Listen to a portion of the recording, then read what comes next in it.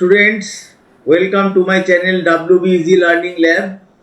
আমি মার্ক টোয়াইনের লেখা টম লুসেস এ টুথ এই টেক্সটটির বেঙ্গলি মিনিং বঙ্গানুবাদ এবং অ্যানালাইসিস আগেই করে দিয়ে ভিডিওগুলো আপলোড করে দিয়েছি।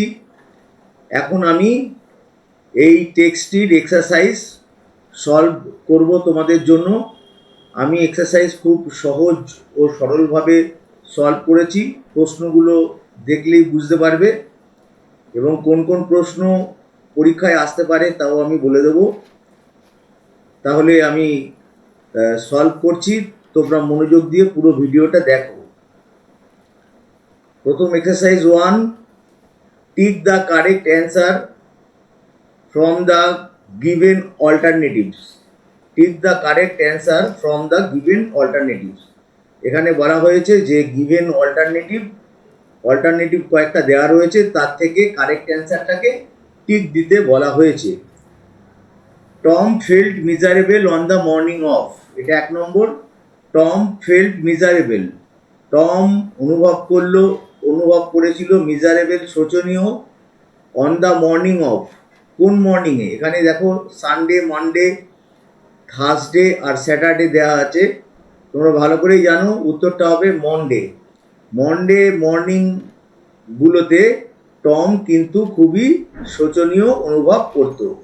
এরপর if aunt Polly was to know, যদি আন্ট পলি জেনে যেত Tom had a loose teeth, টমের ছিল একটা আলগা দাঁত, শি উড, সে তাহলে কি করতো? যদি আন্ট পলি জেনে যেত টমের একটা আলগা দাঁত আছে, সে কি করতো? কলে ডক্টরকে ডাকতো, ব্রিং হিম সাম মেডিসিনস, তাকে কিছু মেডিসিন এনে ব্রিং মানে দিত, শিওরলি পুল ইট আউট, নিশ্চিতভাবে ওই দাঁতটাকে, ইট মানে ওই দাঁতটাকে, পুল ইট আউট তুলে বের করে দিত। তাহলে উত্তরটা হচ্ছে surely pool it out.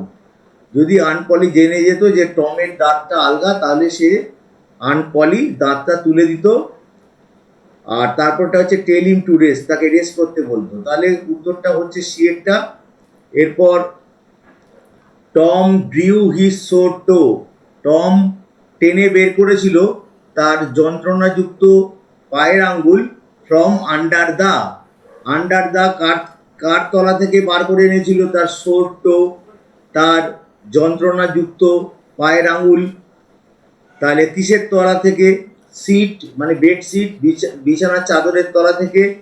Blanket, কম্বল, পিলো, বালিশ, মসকুইটো নেট, মশারি। তাহলে এখানে উত্তরটা হচ্ছে এরটা সিট, বেডশিট থেকে, বেডশিটের তলা থেকে টম বার করেছিল তার ব্যথাযুক্ত পায়ের বুড়ো আঙুলটি। এরপরেরটা ফোরেরটা Sid flew down the stairs to call, Sid flew down উড়ে গিয়েছিল, কিন্তু এখানে হবে খুব জোরে ছুটে গিয়েছিল। দ্য স্টেয়ার্স সিঁড়ি দিয়ে নিচে ছুটে গিয়েছিল, টু কল ডাকতে, দ্য ডক্টরকে ডাকতে গিয়েছিল, মেরিকে ডাকতে গিয়েছিল, দ্য নার্সকে ডাকতে গিয়েছিল, আন্ট পলিকে ডাকতে গিয়েছিল। তাহলে উত্তরটা তোমরা গল্পটা যারা পড়েছো ভালোভাবেই জানো, উত্তরটা হবে আন্ট পলিকে ডাকতে গিয়েছিল সিট। এরপরে 5এরটা the thread that Mary got aunt Polly was made of, thread মানে সুতো, দ্যাট যেটা, Mary got aunt Polly, Mary যেটা দিয়েছিল আন্ট পলিকে, ওয়াজ মেড অফ সেটা তৈরি ছিল, মেড অফ মানে তৈরি, কি দিয়ে তৈরি ছিল সুতোটা? কটন, তুলো দিয়ে, জুট, পাট দিয়ে, সিল্ক দিয়ে, আর একটা আছে উল দিয়ে। তাহলে সেটা ছিল সিল্কের তৈরি থ্রেড বা সুতো, তাহলে সিল্ক হবে উত্তরটা। এরপরে আছে এক্সারসাইজ 2। এখানে কোশ্চেনের আনসার করতে বলা হয়েছে। Answer the following question within 15 ওয়ার্ডস, নিচের প্রশ্নগুলোর উত্তর দাও 15টি শব্দের মধ্যে উত্তর দিতে বলা হয়েছে। Which one of Tom's tooth had come loose, which one কোনটা, হুইচ মানে কোনটা, হুইচ ওয়ান মানে কোনটা, অফ টমস টুথ টমের দাঁতের কোনটা, হ্যাড কাম লুজ হয়ে গিয়েছিল। ওয়ান অফ টমস, উত্তরটা হচ্ছে one of Tom's upper front teeth, টমের উপরের যে পাটি, সামনের দাঁতের মধ্যে একটা ওয়ান ওয়ান মানে এখানে ওয়ান টুথ, কিন্তু একটা দাঁত হ্যাড কাম লুজ আলগা হয়ে এসেছিল। Next, how are Sid and Mary related to, কিভাবে সিড এবং মেরি রিলেটেড টু, তাহলে হচ্ছে সিড আর মেরি রিলেটেড টু টম, টমের সঙ্গে তাদের সম্পর্ক কী ছিল, সিড আর Mary. Sid was Tom's brother, Sid ছিল টমের ভাই, and Mary was Tom's cousin sister, এটাই কিন্তু উত্তর হবে। মেরি ছিল টমের কাজিন সিস্টার, অর্থাৎ তুতো বোন, খুড়তুতো বোন হতে পারে, মানে তুতো বোন, খুড়তুতো, মাসতুতো, পিসতুতো, মামাতো, তাহলে এটাই কিন্তু উত্তর হবে। আর তারপরে যেটা রয়েছে তিনেরটা, why did Tom ask Sid not to stir him, Tom কেন সিডকে বলেছিল নট টু স্টায়ার হিম, তাকে না নাড়াতে, টম কেন সিডকে বলেছিল তাকে নাড়াতে, টম আস্কড সিড, টম বলেছিল সিডকে নট টু স্টায়ার, তাকে not to stir, not to stir নাড়াতে না বলেছিল, নট টু স্টায়ার হিম করে দিয়ে এখানে নট টু স্টায়ার হিম, তাকে না নাড়াতে বলেছিল, because it would kill him, because কারণ এটা তাকে মেরে ফেলতো, অর্থাৎ নাড়ালে সে মারা যেত, এখানে এটাই বলা হয়েছে যে কারণ এটা তাকে মেরে ফেলতো। টমি একথা সিটকে বলেছিল।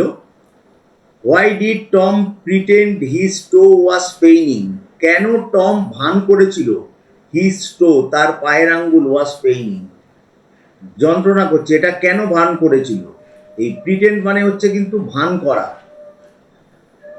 টম প্রিটেন্ডেড, টম ভান করেছিল, হিজ টো ওয়াজ পেইনিং, তার পায়ের আঙ্গুল যন্ত্রণা করছে, তার পায়ের আঙ্গুল যন্ত্রণা করছে, বিকজ কারণ, he wanted to stay home, সে চেয়েছিল বাড়িতে থাকতে, ফ্রম স্কুল, স্কুলে না গিয়ে বাড়িতে থাকতে চেয়েছিল, অ্যান্ড গো ফিশিং, এবং মাছ ধরতে যেতে চেয়েছিল। তাহলে টমের উদ্দেশ্য ছিল স্কুলে না গিয়ে বাড়িতে থাকা আর মাছ ধরতে যাওয়া, সেই জন্যই সে ভান করেছিল যে তার পায়ের আঙ্গুল যন্ত্রণা করছে। এরপর exercise 3, answer the following questions within 25 ওয়ার্ডস, নিচের প্রশ্নগুলোর উত্তর দাও 25টি শব্দের মধ্যে।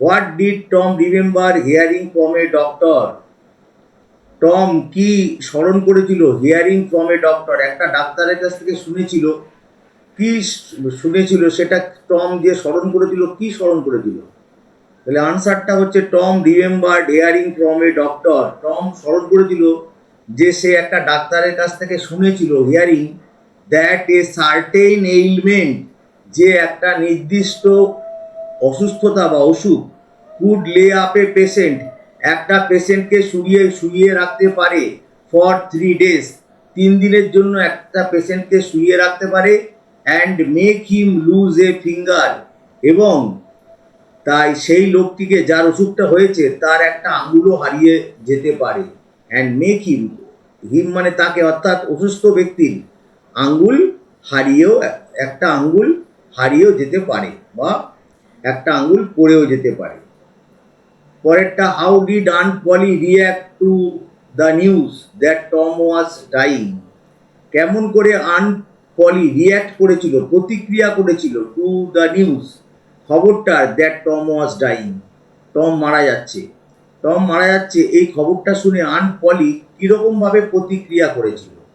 এবার উত্তরটা, হিয়ারিং দ্য নিউজ, নিউজটা শুনে, সংবাদটা শুনে, that Tom was dying, Tom মারা যাচ্ছে, aunt Polly did not believe it, aunt Polly সেটাকে বিশ্বাস করেনি, আন্ট পলি বিশ্বাস করতে পারেনি বা বিশ্বাস করেনি, বাট সি র্যান আপস্টেয়ার্স, সে দৌড়ে উপরে উঠেছিল, দৌড়ে উপরে উঠেছিল কেন, টমকে দেখার জন্য, দৌড়ে সিঁড়ি দিয়ে দোতলায় উঠেছিল, হার ফেস গ্রিউ পেল, তার মুখ, গ্রিউ পেল, তার মুখ হয়ে গেছিল বিবর্ণ, অ্যান্ড হার লিপস ট্রেম্বেলড, এবং তার লিপস, ঠোঁটগুলো, ট্রেম্বেলড, কাঁপছিল, এতটাই উদ্বিগ্ন হয়ে গেছিল সে ছুটে উপরে এসেছিল, উপরের তলায় এসেছিল টম যেখানে শুয়েছিল সেখানে, আর তার মুখটা বিবর্ণ হয়ে গেছিল, আন্ট পলির মুখটা, আর আন্ট পলির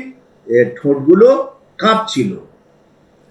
পরেরটা, how was Tom's loose tooth taken out, কেমন করে টমের লুজ টুথ আলগা দাঁত টেকেন আউট বার করা হয়েছিল, কেমন করে টমের লুজ টুথ আলগা দাঁত বার করা হয়েছিল। আন্ট পলি ফাস্টেন্ড, আন্ট পলি বেঁধে দিয়েছিলেন one end of the silk thread, silk থ্রেডের একটা দিক টু টমস লুজ টুথ, টমের আলগা দাঁতের সঙ্গে সিল্ক থ্রেডের একটা প্রান্ত আন্ট পলি বেঁধে দিয়েছিল, and the other and to the bed post, এবং অন্য প্রান্তটা মানে ওই সুতোটার এক প্রান্ত বেঁধে দিয়েছিল টমের দাঁতের সঙ্গে, আলগা দাঁতের সঙ্গে, আরেকটা প্রান্ত বেঁধে দিয়েছিল বেড পোস্টের সঙ্গে, বিছানায় যে পোস্ট বা যে দ্বন্দ্ব বা লাঠি আটকানো থাকে বিছানার সঙ্গে তার সঙ্গে। Then she pulled and the tooth hung dangling, তারপরে তিনি টান দিয়েছিলেন এবং দ্য টুথ দাঁতটা হাং ড্যাংলিং ঝুলছিল, দুলতে দুলতে ঝুলছিল, বাই দ্য বেড পোস্টের সঙ্গে। এবার এক্সারসাইজ 4, এখানে গ্রামার দেওয়া হয়েছে, গ্রামার প্রশ্ন সলভ করতে হবে। ডু অ্যাজ ডিরেক্টেড এখানে দেওয়া হয়েছে, যেরকম নির্দেশ দেওয়া হয়েছে সেরকম করতে বলা হয়েছে। Rafiq was running fast, Rafiq খুব জোরে দৌড়াচ্ছিল। চেঞ্জ ইন্টু ইন্টারোগেটিভ সেন্টেন্স, এইটাকে ইন্টারোগেটিভ সেন্টেন্স করতে হবে। ওয়াজ not Rafiq running fast, Rafiq কি জোরে দৌড়াচ্ছিল না, এখানে কিন্তু নট বসাতে হবে। অনেক উত্তরে কিন্তু নট নেই, প্রশ্নে যদি নট না থাকে তাহলে কিন্তু এখানে যে প্রশ্ন দেখো Rafiq was running fast, Rafiq জোরে দৌড়াচ্ছিল, তাহলে এখানে দেখো প্রশ্নের মধ্যে নট দেওয়া নেই, তাহলে কিন্তু এখানে যে উত্তরটা হয়েছে was not Rafiq running fast, Rafiq কি জোরে দৌড়াচ্ছিল না, তার উত্তরে হবে Rafiq was running fast, Rafiq জোরে দৌড়াচ্ছিল, তাই এখানে নট দিতে হবে অবশ্যই। The boy would never forget the exciting incident, ছেলেটা নেভার কখনোই ভুলবে না দ্য এক্সাইটিং ইনসিডেন্ট, উত্তেজনাকর ইনসিডেন্ট ঘটনাটা ছেলেটি কখনোই ভুলবে না। Change into an affirmative sentence, এটাকে একটা হ্যাঁবাচক সেন্টেন্স করতে বলা হয়েছে। এখানে দেখো নেগেটিভ সেন্টেন্স আছে, নেভার দেওয়া রয়েছে, নেভার নট এগুলো নেগেটিভ সেন্টেন্স, এটাকে করতে হবে affirmative sentence. The boy would always remember the exciting incident, ছেলেটি সবসময় রিমেম্বার করবে, তাহলে বলছে যে নেভার ফরগেট কখনোই ভুলে যাবে না, ভুলে যাবে না মানে কি সবসময় স্মরণ করবে, দ্য এক্সাইটিং ইনসিডেন্ট উত্তেজনাকর ঘটনাটি, ইনসিডেন্ট মানে ঘটনা।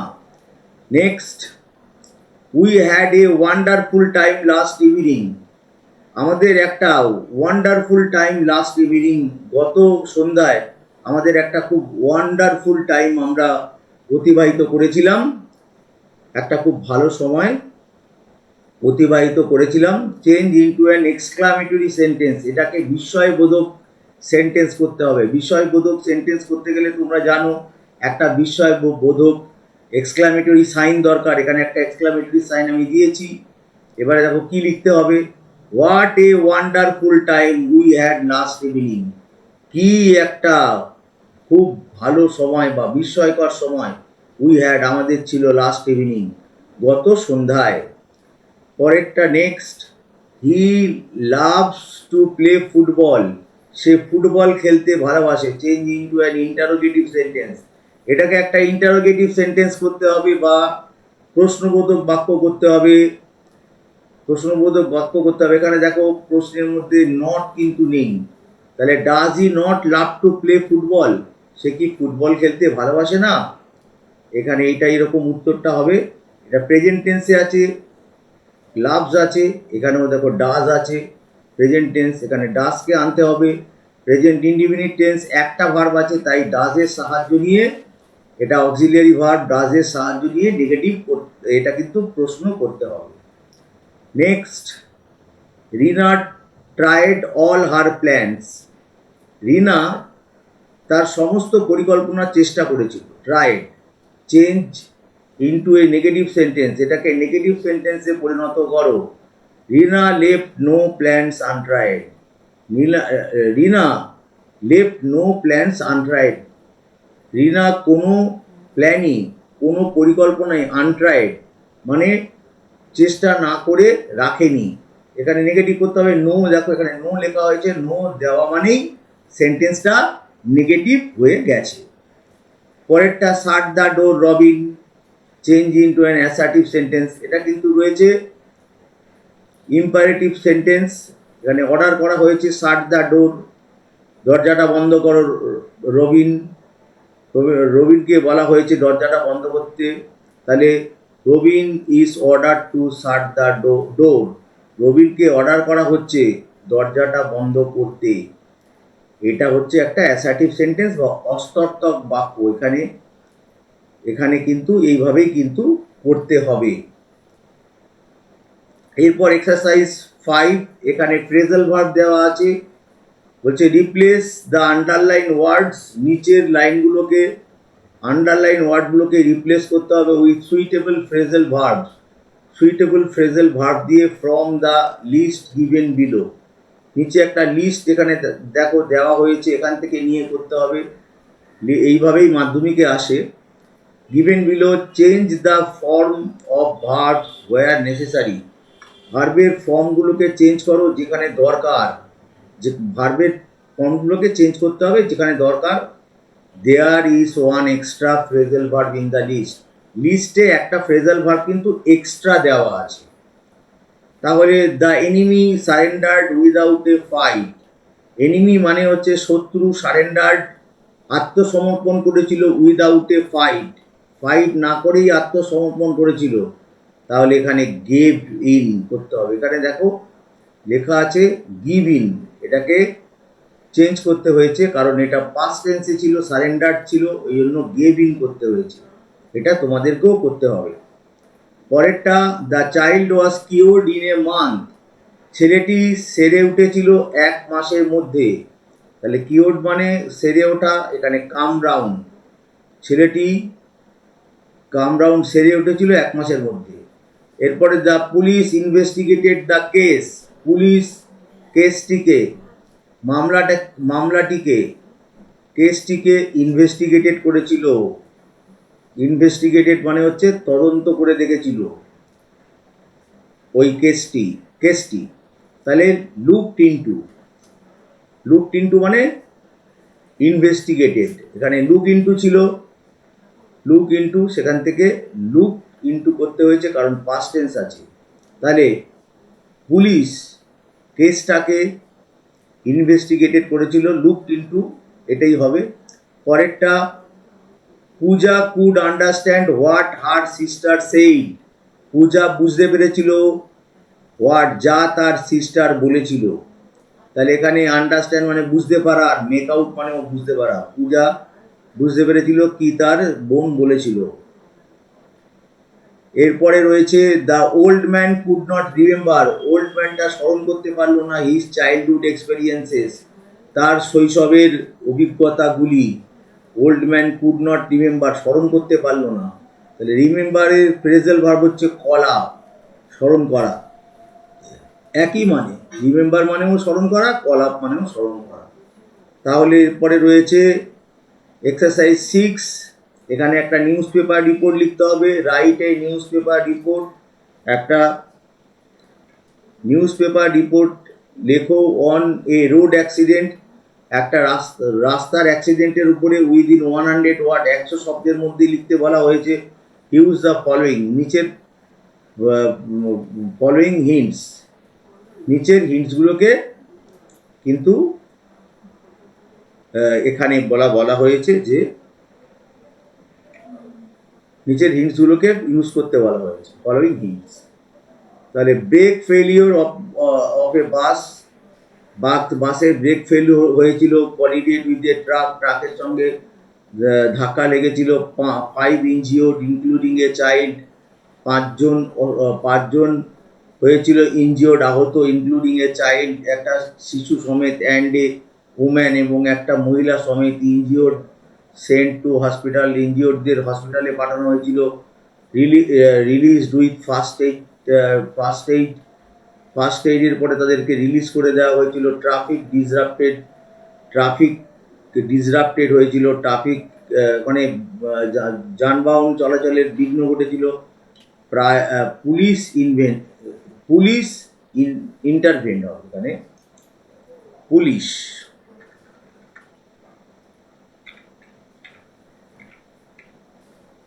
পুলিশ ইন্টারভেন্ট, পুলিশ মধ্যস্থতা করেছিল, এসেছিল, নর্মালসি ফিরে এসেছিল। নর্মালসি মানে হচ্ছে স্বাভাবিক ছন্দ, স্বাভাবিকতা ফিরে এসেছিল, পুনরুদ্ধার করা হয়েছিল। রেস্টোর্ড মানে পুনরুদ্ধার করা।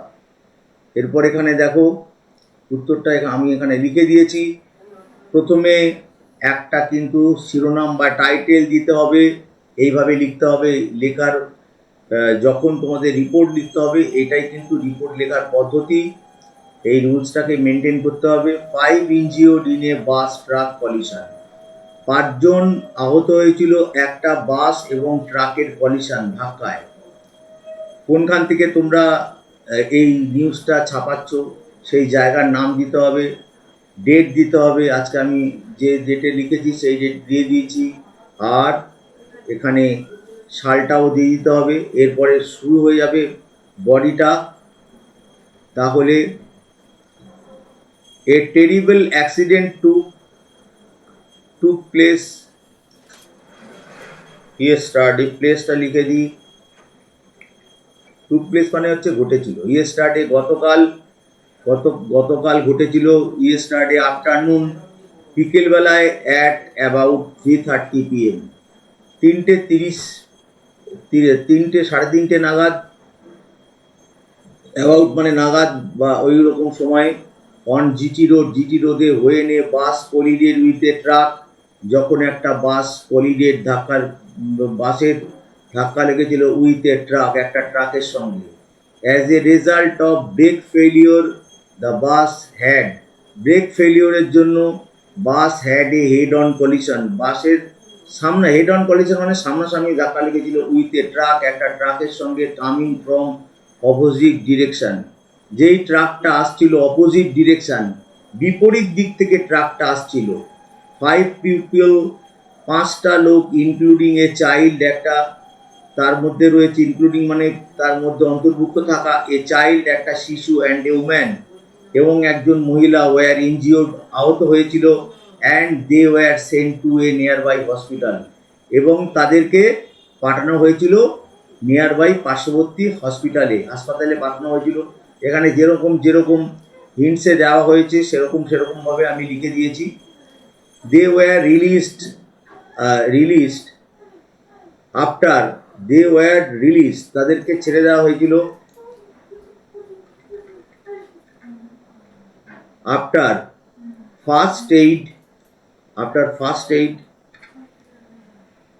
ট্রিটমেন্ট, তাদেরকে ছেড়ে দেওয়া হয়েছিল ফার্স্ট এইড ট্রিটমেন্ট করার পর, চিকিৎসা করার পর। The traffic was disrupted, traffic বিঘ্নিত হয়েছিল, যানবাহন চলাচল বিঘ্নিত হয়েছিল। Until police rush to the spot,